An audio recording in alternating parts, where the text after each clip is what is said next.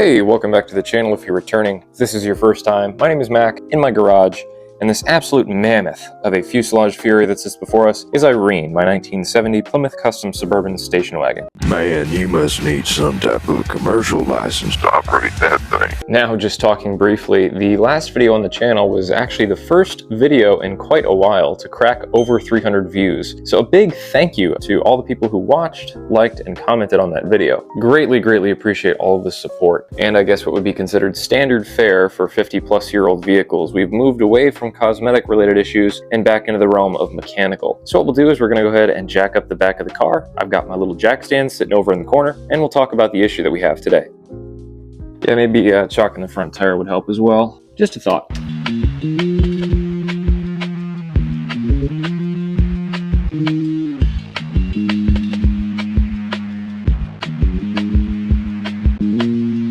Editor, can we get a sound effect for that little roll that I just did? I'm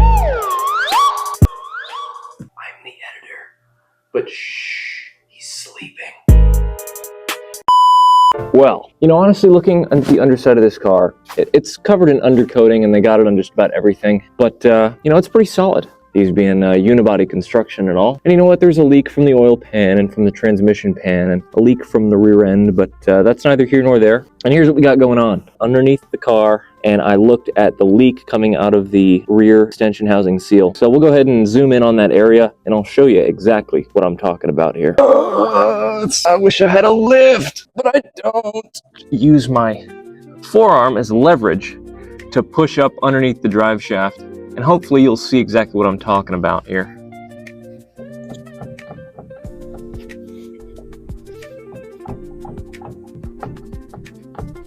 That tail shaft bushing is going to have to come out. It is way too worn, and it's also leaking from the seal. This is going to have to be replaced as well as the seal. But hey, taking a quick look over at my workbench, I did happen to actually pick up the rear seal, the bushing, as well as the gasket that seals the extension housing to the bulk of the rest of the transmission. Now we've just got to get this out of here, and we're going to first start by removing the drive shaft.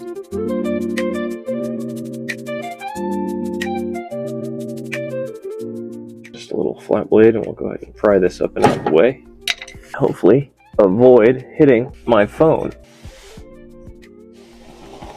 And so what I will do is I will actually probably just take some sandpaper, maybe something really fine like 3000 grit, and just go over the surface area, try to smooth this out. I figured I'd find myself a socket of roughly the same diameter as the bushing. We can use this to just barely get around the lip of the bushing itself and not against the aluminum housing, and then use this and a hammer to drive out the old bushing and to press this new one in. They do make special tools for it, but I don't have any of those at my disposal, and it looks like a socket is going to work for me just fine. So we've got the transmission supported. Now we're on to the next step. We're going to go ahead and take out the cross member. Do a quick time lapse of that. Hold, please.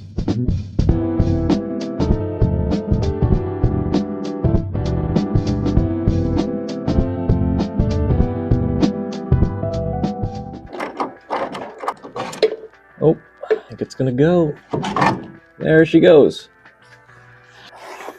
You can definitely see, I mean, this thing is just caked with dirt and with gunk. Look at that. All right, now that we've gotten this out of the way, we finally have really good access to those bolts. So now let's take a look at that extension housing. Thankfully, I'm looking here that it looks like we're only gonna have to remove actually the speedometer cable and the speedometer gear. It comes pretty close, but we're not gonna have to end up removing that transcooler line that threads in just right before the extension housing. So I think we're good there.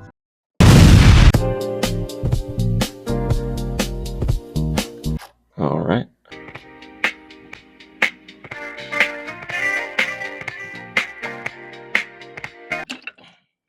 Well, there it goes.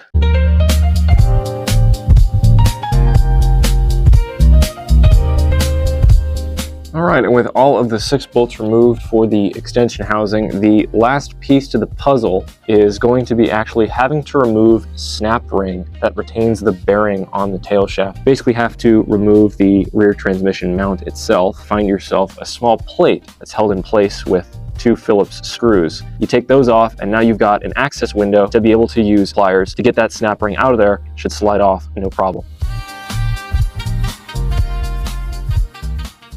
Now, the extension housing is finally out of the car. Funny enough, I actually just spent the last half hour wire brushing. So now that we've got this off and off to the side, somewhat clean, I guess. Now we can go ahead and tackle getting out that seal and taking out that worn bushing that was making the drive shaft Have more play in it than a Chuck E. Cheese ball pit.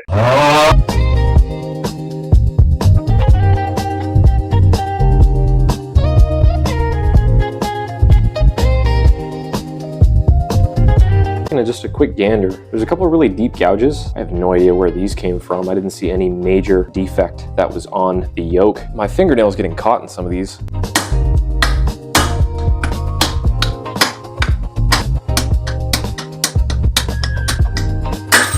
And there you go. Don't need a special tool. I don't need to buy anything else. I just need a sledgehammer and a 32mm socket.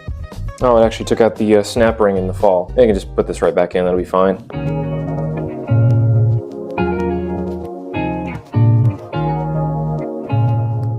It's not in there sideways or nothing like that, or messed up. We can just put in the new seal, and that's going to take care of it. But we don't really need any type of gasket maker for this. This kind of red paint that the factory will put on this piece when you buy it, it almost kind of acts like a seal, and it's supposed to kind of shear off as you press it down and make the seal in of itself, so it's not just metal on metal. Just about do it. And just like that, you too can be the very now proud owner of having a brand new bushing and seal. You know who gets to skip over all the footage? You do. You know who has to put this still back in the car and redo everything with it being 109 and 43% humidity out? Me. I still wish I had a lift, but I don't. The next day. Oh my goodness, it's finally done. This weather is absolutely terrible.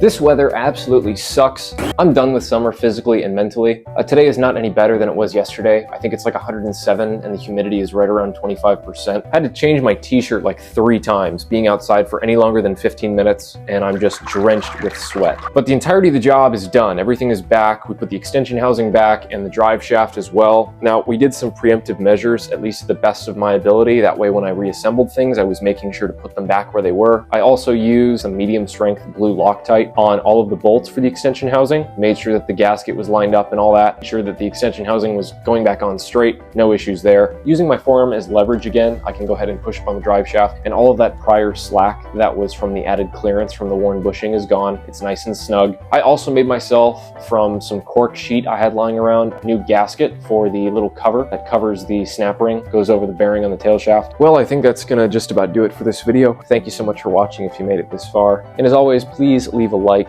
and a comment telling me what you enjoyed or disliked about the video, no matter the case. Also, please consider subscribing to the channel as it greatly helps out, and I always enjoy editing these videos even in 23% humidity and 107-degree Arizona summer weather. I sincerely hope that you enjoyed. It's not the greatest job, it's not the most in-depth, it was just kind of a snapshot look into what's going on right now, right here. I still have to go drive this thing around, but until next time, take care and God bless.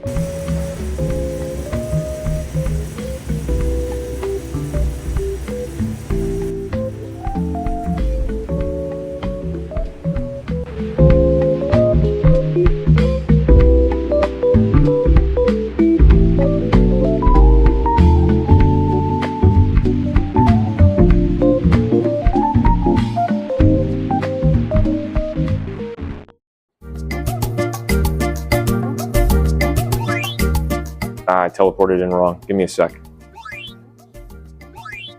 Yeah, we're still working the bugs out of that one. You know, one of the most interesting pieces of documentation that you can come across for an old Mopar such as this would have to be the factory build sheet. Essentially, this was how the car started life, not as a physical car, but a piece of paper, more or less an instruction sheet that the assembly line workers used to piece the car together. Everything from the paint color and the drivetrain down to specific and specialized option and trim codes. Once it was finally finished and fully assembled, the workers would most likely tuck it somewhere behind a door panel, underneath the seat. That all being said, I have never actually looked for the build sheet in Irene, so I figured that would be a good time to do so now while it's raining and I can't really do anything else.